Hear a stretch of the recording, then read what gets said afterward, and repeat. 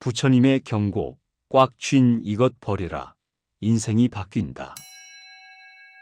남들에겐 말 못할 인간관계의 피로함, 돈 때문에 밤마다 밀려오는 공허함, 그리고 죽어도 잊지 못하는 과거의 상처까지. 왜 당신만 유독 이렇게 힘들어야 할까요? 운이 나빠서도, 당신이 부족해서도 아닙니다. 당신이 지금 불행한 이유는 딱 한 가지, 당신도 모르게 붙들고 있는 이것 때문입니다. 부처님은 경고하셨습니다. 이것을 뿌리 뽑지 못하면 평생 고통의 굴레에서 벗어날 수 없다.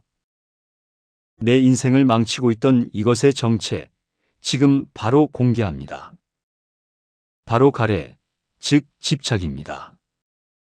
부처님은 경전디가 니까야에서 고통의 뿌리를 이렇게 정의하셨습니다. 가래야말로 모든 고통의 시작이다. 가래란 무엇일까요? 한자 그대로 목마른 사랑입니다. 사막 한가운데서 바닷물을 마시는 것과 같습니다. 마시면 마실수록 갈증은 심해지고 결국 나를 파멸로 이끄는 지독한 갈증 말입니다. 잠깐 생각해 보십시오. 지금 당신을 가장 힘들게 하는 것, 그것의 뿌리를 따라가 보면 어떤 갈증이 있지 않습니까? 돈, 명예, 사랑, 인정, 성공의 갈증. 부처님은 이 갈증이 문제라고 하지 않으셨습니다. 이 갈증을 채우려고 특정한 것에 매달리는 것, 그것이 집착이라고 하셨습니다. 그리고 집착이 있는 곳에는 반드시 고통이 따른다고 하셨습니다. 부처님께서는 집착의 뿌리를 세 가지로 나누어 설명하셨습니다. 탐, 진, 치, 삼독이라고 합니다. 마음속에 퍼진 독이기 때문입니다. 첫 번째 독, 탐욕. 법구경에 이런 말씀이 있습니다. 탐욕으로부터 근심이 생기고 탐욕으로부터 두려움이 생긴다.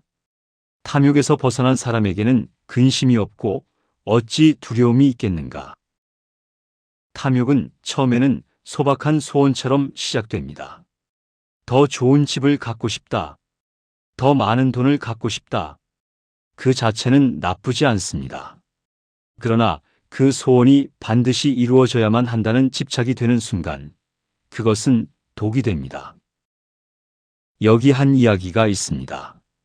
옛날 어느 마을에 부유한 상인이 있었습니다. 그는 이미 큰 집과 넉넉한 재산을 가지고 있었습니다. 그런데 어느 날 이웃 마을에 자신보다 더 큰 집을 가진 사람이 있다는 소식을 들었습니다. 그 순간부터 그는 행복하지 않았습니다. 더 큰 집을 지었습니다. 또 더 큰 집을 가진 사람이 나타났습니다. 그는 평생 더 큰 집을 쫓다가 아무것도 즐기지 못하고 생을 마쳤습니다. 무엇이 그를 불행하게 했습니까? 환경이 아니었습니다. 비교하고 집착하는 마음이었습니다. 탐욕은 바닷물과 같습니다. 마시면 마실수록 갈증은 더 심해집니다. 한없이 마셔도 결코 채워지지 않습니다. 두 번째 독, 진해. 분노와 미움. 수타니파타에서 부처님은 이렇게 말씀하셨습니다. 분노를 정복한 자는 독화살을 뽑은 자와 같다. 분노를 품은 자는 자기 손으로 자기 가슴에 독을 바르는 자와 같다. 분노도 집착의 한 형태입니다. 세상은 내 뜻대로 되어야 한다.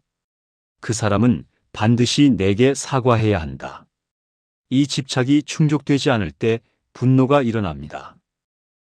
부처님께서는 어느 날 제자들에게 이런 비유를 드셨습니다. 두 사람이 싸우고 있다고 하자. 한 사람이 상대방을 향해 활활 타오르는 숯을 던지려 한다. 누가 먼저 타겠느냐? 상대방이 아니다. 숯을 손에 쥔 바로 그 사람이 먼저 탄다. 분노는 결국 자신을 태웁니다. 우리가 누군가를 미워하며 밤잠을 못 이루는 동안 그 상대방은 편히 자고 있는 경우가 많습니다. 누가 손해입니까? 분노를 붙잡고 있는 우리 자신이 손해입니다. 세 번째 독, 치. 어리석음. 이것이 가장 근본적인 독입니다. 어리석음이란 무엇입니까? 모든 것은 변한다는 진리, 무상을 모르는 것입니다. 대반열 반경에 부처님의 말씀이 전해집니다. 모든 형성된 것들은 무상하다. 방일하지 말고 정진하라. 이것이 부처님의 마지막 가르침이었습니다. 우리는 변하는 것에 영혼을 기대합니다. 변하지 않는 사랑, 영원한 건강, 무너지지 않는 명예. 그러나 이 세상에 변하지 않는 것은 단 하나도 없습니다. 바로 이 어리석음 때문에 변하는 것이 변할 때 우리는 무너집니다. 이 세 가지 독 탐진치가 서로 맞물려 집착을 만들고 집착이 고통을 만듭니다. 부처님께서 사위성 기원정사에 머무실 때의 일입니다. 말롱 캬푸타라는 제자가 방에 홀로 앉아 이런 생각에 빠졌습니다. 우주는 영원한가, 영원하지 않은가? 영혼은 몸과 같은가, 다른가? 죽은 이후에도 삶이 있는가, 없는가? 이 질문들의 답을 알기 전까지는 수행을 계속할 수 없다며 그는 부처님께 물으러 갔습니다. 부처님께서는 조용히 그를 바라보시다가 이렇게 말씀하셨습니다. 말롱 캬푸타여, 독화살을 맞은 사람이 있다고 하자. 친지들이 달려와 의원을 불러 화살을 뽑으려 한다. 그런데 그 사람이 이렇게 말한다. 나를 쏜 사람이 크샤트리아인지 바라문인지 알기 전까지는 화살을 뽑지 않겠다.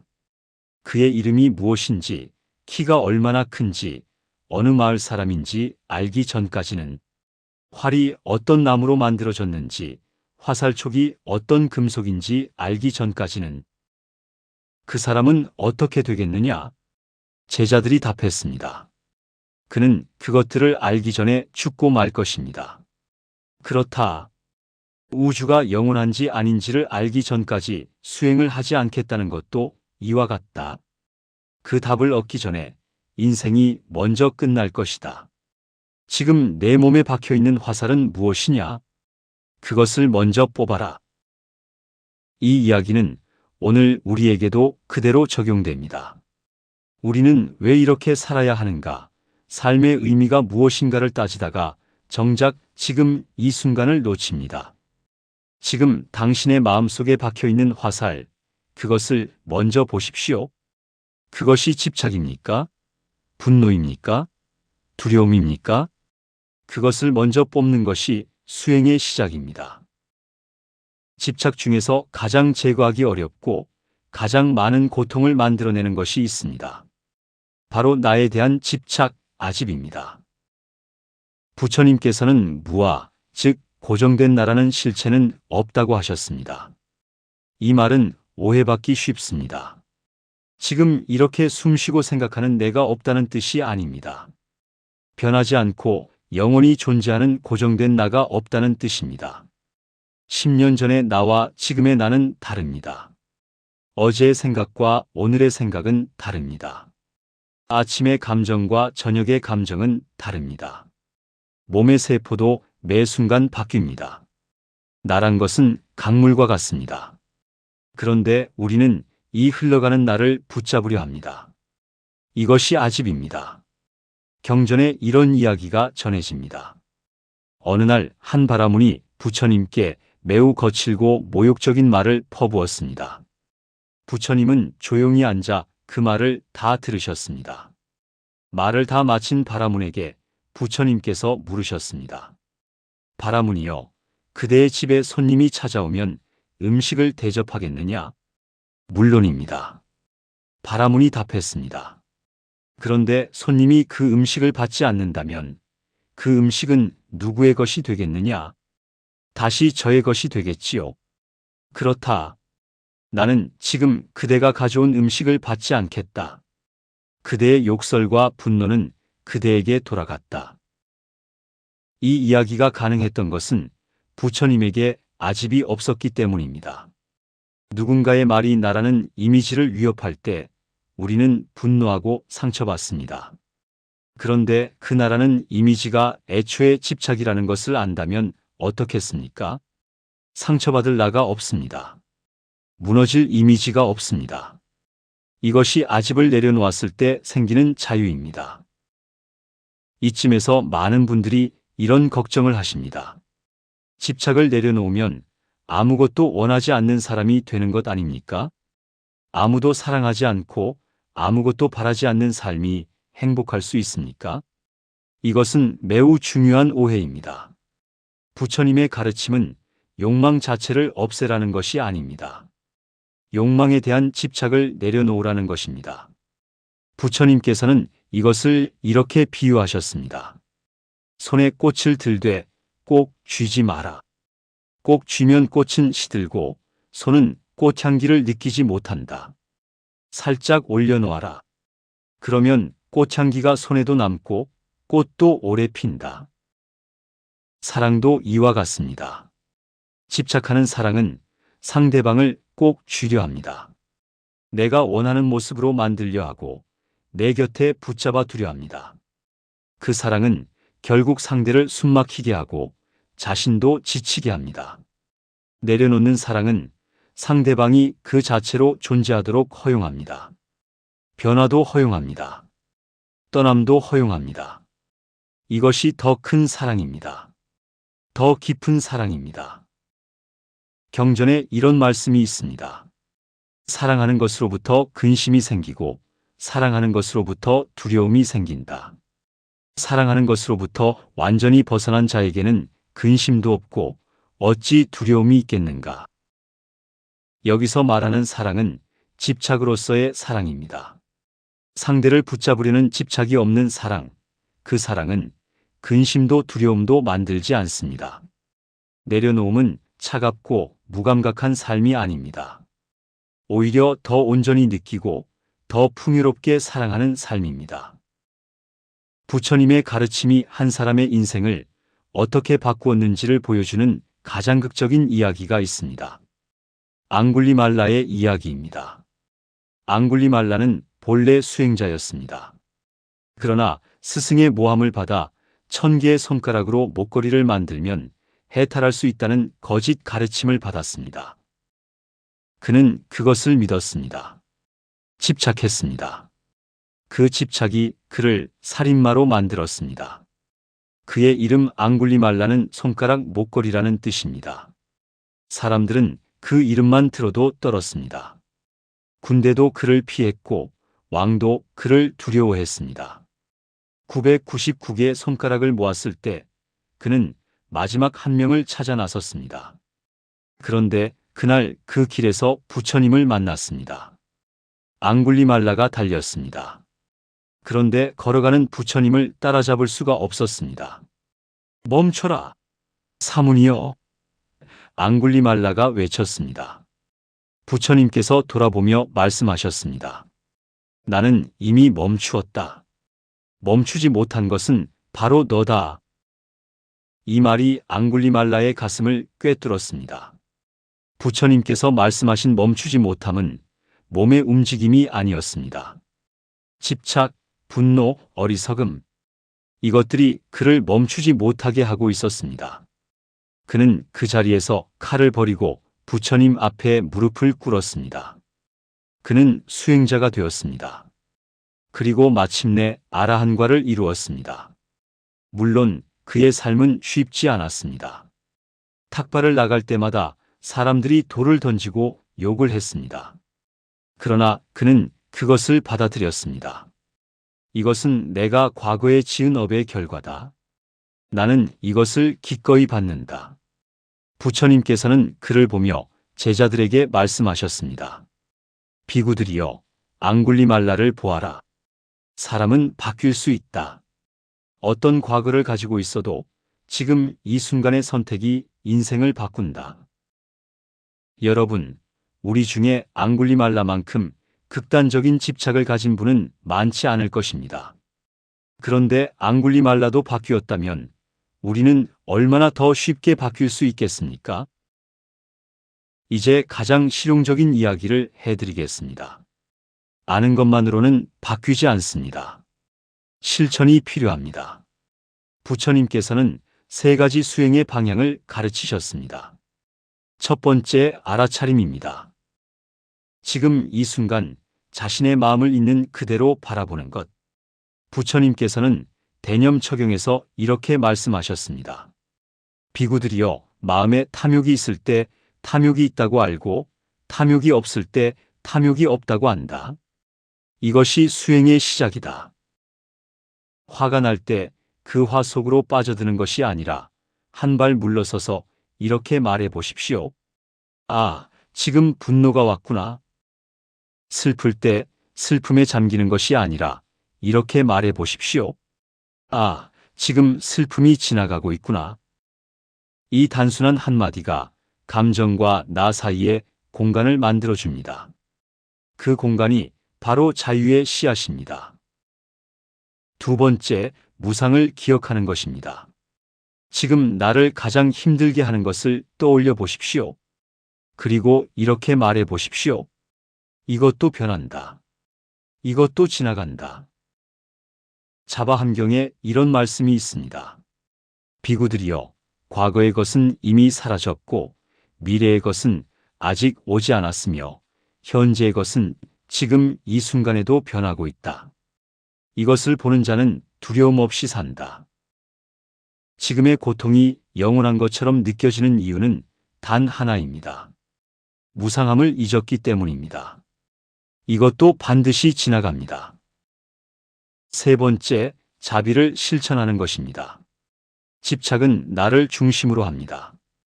자비는 그 중심을 모든 존재로 넓히는 것입니다. 부처님께서는 자해경에서 이렇게 말씀하셨습니다. 마치 어머니가 목숨을 걸고 하나뿐인 자식을 보호하듯 모든 살아있는 존재를 향해 한량없는 자애의 마음을 닦아라. 나를 힘들게 한 사람을 향해 이렇게 생각해 보십시오. 저 사람도 나처럼 고통받고 있다. 저 사람도 자신의 집착과 두려움 속에서 힘들게 살고 있다. 저 사람도 행복해지기를 원한다. 이 생각이 자리를 잡는 순간 분노는 연민으로 바뀝니다. 연민이 생기는 그 순간 집착이 느슨해집니다. 집착이 느슨해지는 그 순간 고통도 줄어듭니다. 이야기를 하나 나누겠습니다. 한 마을에 매우 지혜로운 노인이 있었습니다. 그분은 평생 많은 것을 잃었습니다. 젊은 시절 사업에 실패하고 아끼던 친구와 멀어졌으며 사랑하는 자식을 먼저 보내는 아픔도 겪었습니다. 그런데 그분은 언제나 평온했습니다. 마을 사람들이 물었습니다. 어르신, 어떻게 그렇게 힘든 일들을 겪고도 흔들리지 않으십니까? 노인은 웃으며 이렇게 말했습니다. 젊은 시절에는 나도 모든 것을 붙잡으려 했지. 사업도 붙잡고 명예도 붙잡고 사람도 붙잡으려 했어. 그런데 붙잡으려 할수록 손에서 빠져나갔고 빠져나갈 때마다 나는 무너졌지.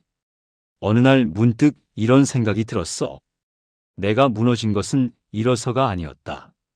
잃을까봐 두려워했기 때문이었다. 그 두려움이 바로 집착이었지. 그날 이후 나는 손을 조금씩 펼치기 시작했어. 사업도 명예도 사람도 손바닥 위에 올려놓고 흘러가게 두었지. 이것이 내려놓음입니다. 잃는 것이 아닙니다. 더 온전히 받아들이는 것입니다. 집착을 내려놓으면 아무것도 남지 않는 것 아닌가? 이 걱정 다시 한번 짚어드리겠습니다. 자바함경에 이런 말씀이 있습니다. 탐욕이 다하면 해탈이 있고 성냄이 다하면 해탈이 있고 어리석음이 다하면 해탈이 있다. 컵에 흙탕물이 가득 차 있으면 맑은 물을 넣을 수 없습니다. 흙탕물을 비워야 맑은 물이 채워집니다. 집착은 흙탕물입니다. 집착을 내려놓은 후에 남는 것은 공허함이 아닙니다. 진짜 소중한 것이 드러납니다.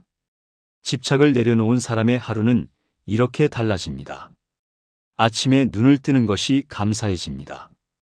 따뜻한 밥 한 그릇이 충분히 행복합니다.